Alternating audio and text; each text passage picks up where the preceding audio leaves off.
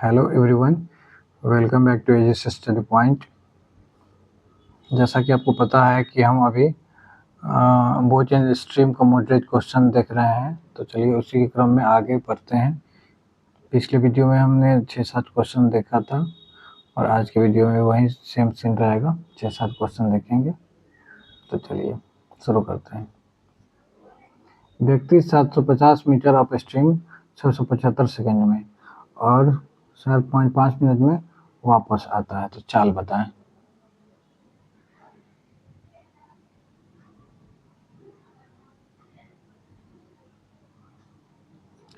Arguments row 750 metre in 675 second off string and returns in 7.5 minute.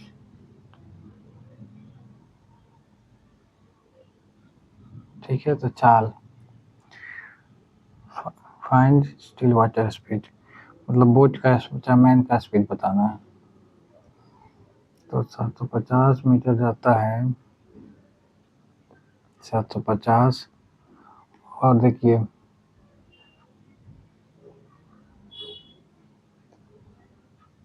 Up stream में जाता तो यहाँ x minus Y कर लेते हैं, तो 675 सेकेंड मिलता है। ठीक है, और फिर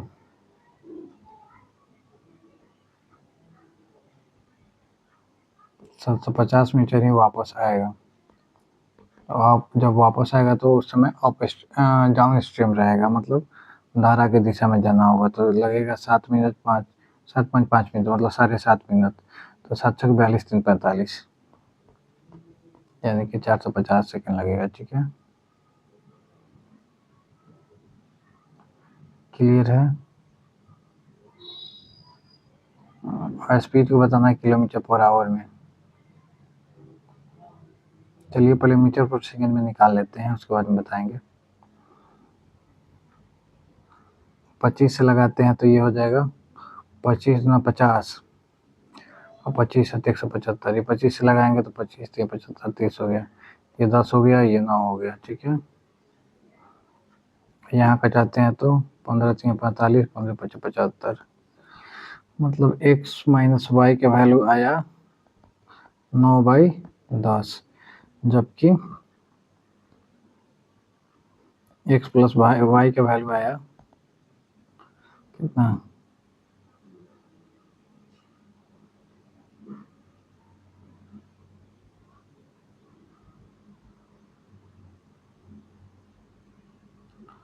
तो x प्लस वाई का वैल्यू हो जाएगा, यहाँ से देखा जाए तो 5/3।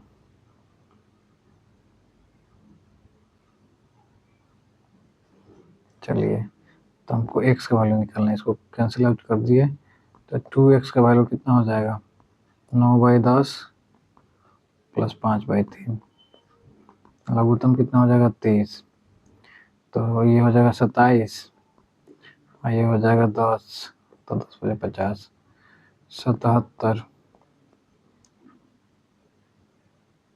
बाई 23। ठीक है, इसको मीटर पर सेकंड में बदलेंगे तो 18/5 से गुना करेंगे।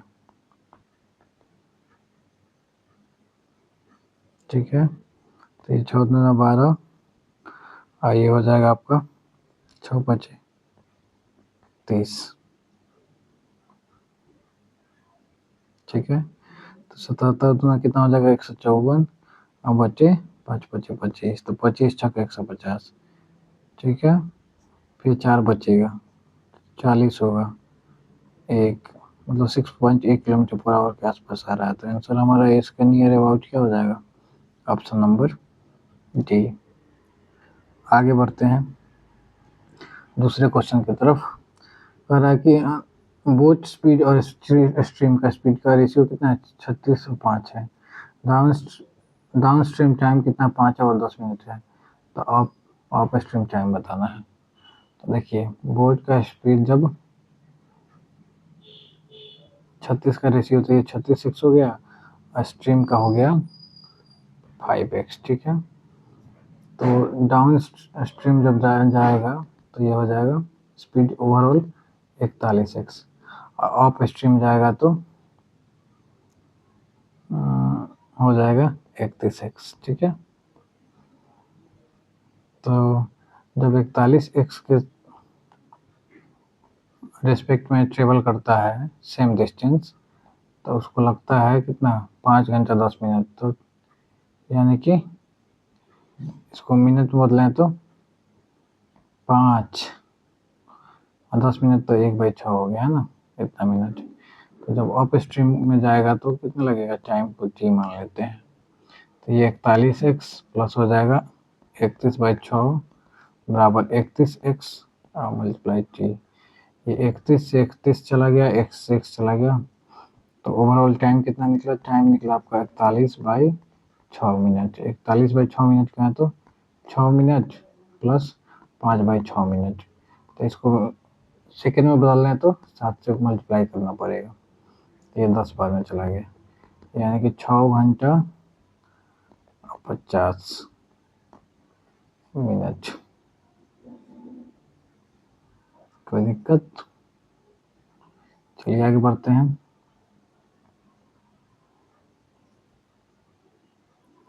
नाव 6 घंटे में 24 किलोमीटर अप स्ट्रीम और 36 किलोमीटर डाउन स्ट्रीम जाती है, तथा 6.5 घंटे में 36 किलोमीटर अप स्ट्रीम और 24 किलोमीटर डाउन स्ट्रीम जाती है। तो धारा की चाल बताना है।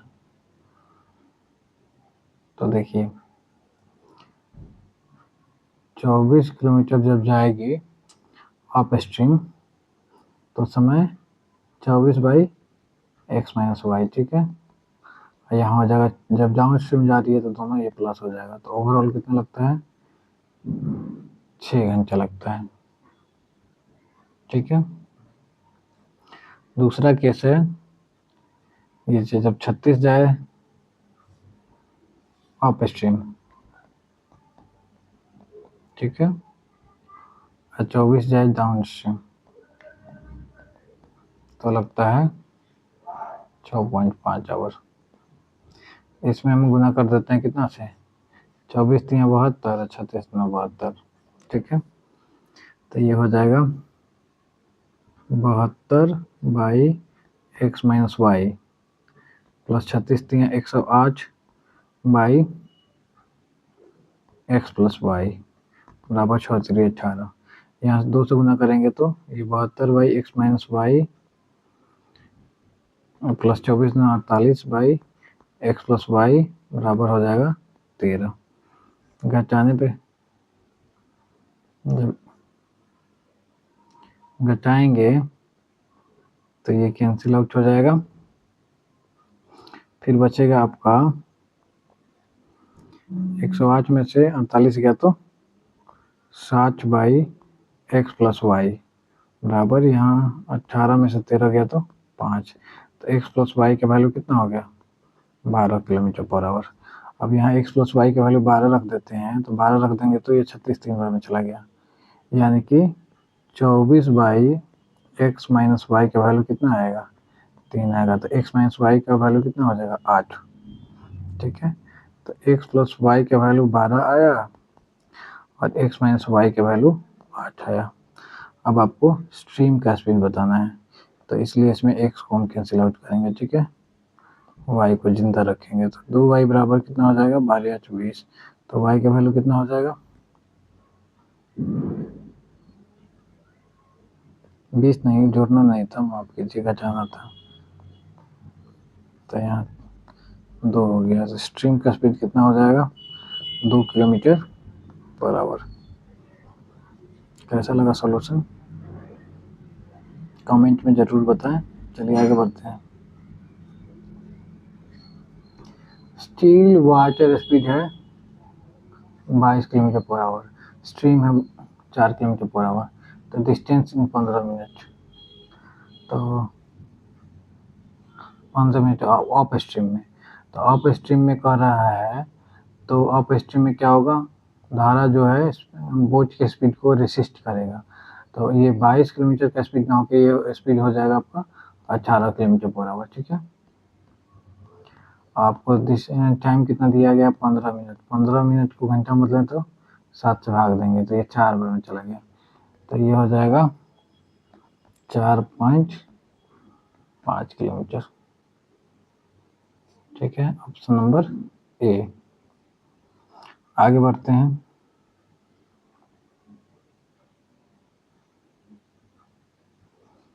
शांत जल में नाव की चाल है 22 किलोमीटर पर आवर, तो धारा की चाल कितना है, तो 15 मिनट में धारा के विरुद्ध तय की गई दूरी। ये क्वेश्चन रिपीट हो गया है, इसको स्वयं प्रैक्टिस करें, पिछला वाला ही क्वेश्चन है। चलिए आगे बढ़ते हैं। एक व्यक्ति शांत जल में 6 किलोमीटर प्रति घंटा की चाल से नाव चलाता है। धारा की चाल 2 किलोमीटर प्रति घंटा है। समान दूरी के लिए अप स्ट्रीम समय डाउन स्ट्रीम से 3 घंटे अधिक है, तो दूरी ज्ञात करें।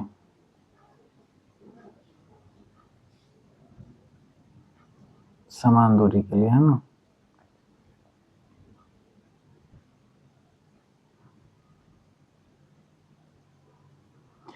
तो वो देखिए, ये धारा की चाल है, नाव की चाल है 6 और धारा की चाल है 2, तो ये 8 लगना चाहिए जब डाउन स्ट्रीम में जा रहा है, ठीक है ना। और जब अप स्ट्रीम में जाएगा तो स्पीड कम हो जाएगा, 6 में से 2 या 4 हो जाएगा, तो यहाँ 3 घंटा अधिक लगता है, ठीक है।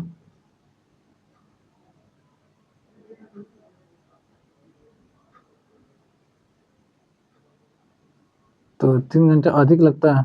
देखिए, ये 3 घंटा हम इधर जोड़ेंगे ना, क्योंकि ये तो जल्दी पहुंचेगा ना, तो इधर का इसका समय ये 3 घंटे मिला के इसका समय के बराबर होगा। तो चलिए 3 बराबर हो जाएगा d/4 में से कितना चला जाएगा, तो d/8 चला जाएगा।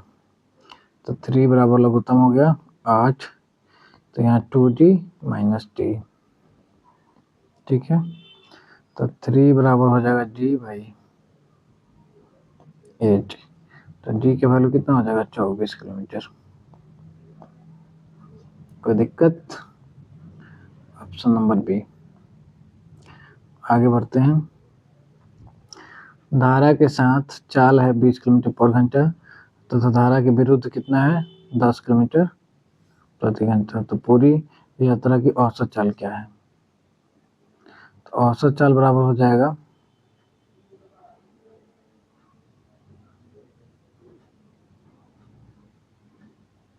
औसत चाल बराबर कुल दूरी बाई कुल समय। तो देखिए कुल दूरी तो दिया नहीं है, दूरी नहीं दिया, दोनों कंडीशन में केवल स्पीड दिया है। तो मान लिया जाए कि यहाँ ए से बी तक जाना है हमको, है जिसकी दूरी 20 किलोमीटर है, ठीक है। तो हम धारा की दिशा में जाएंगे, धारा का फ्लो इधर है, तो जाने में कितना लगेगा, दिया है कि धारा के साथ चाल 20 है, तो यहाँ 1 घंटा लगेगा। लेकिन वहीं आने में बात करें, तो आने में देखा जाए तो धारा के विरुद्ध कितना चाल है 10 किलोमीटर पर आवर, तो यहाँ 2 घंटा लग जाएगा, ठीक है। तो एवरेज स्पीड बराबर हो जाएगा टोटल डिस्टेंस, यानी कि 20 + 20, ठीक है। अब भाई टोटल टाइम टेकन, मतलब 1 घंटा + 2 घंटा, यानी कि 40/3 घंटा, तो कितना हो जाएगा 13×3 = 13.33 आवर। क्लियर है? आवर कर रहा है, किलोमीटर पर आवर स्पीड में पूछ रहा है। आगे बढ़ते हैं। शांत जल में नाव की चाल कितनी है 5 किलोमीटर प्रति घंटा, तो 20 किलोमीटर दूरी के लिए अप स्ट्रीम समय डाउन स्ट्रीम से 3 गुना है, तो धारा की चाल ज्ञात कीजिए। तो दूरी है 20 किलोमीटर, ठीक है ना, और नाव की चाल है 5, धारा पता नहीं, x कर लीजिए। और जब अप स्ट्रीम चला जाए तो ये देखिए, ये क्लियर है कि यहाँ पे जो समय है वो ज़्यादा लगेगा इसके अपेक्षा, इसका अपेक्षा 3 गुना लग रहा है, यानी कि 3 से हम यहाँ गुना करेंगे तो क्या होगा, तब ये टाइम और ये टाइम दोनों इक्वलाइज हो जाएगा। तो ये 20 से 20 चला गया, क्रॉस मल्टीप्लाई करेंगे तो 15 - 3x बराबर 5 + x, तो यहाँ 10 बराबर हो जाएगा 4x, तो x का वैल्यू कितना हो जाएगा 2.5 किलोमीटर पर आवर, तो धारा का स्पीड हो जाएगा 2.5 किलोमीटर पर आवर। आगे बढ़ते हैं। दो नाव ए और बी 108 किलोमीटर दूर है। उनकी चाल 12 किलोमीटर प्रति घंटा और 15 किलोमीटर प्रति घंटा है। एक धारा के साथ और दूसरी धारा के विरुद्ध चल रही है। तो मिलने का समय ज्ञात कीजिए।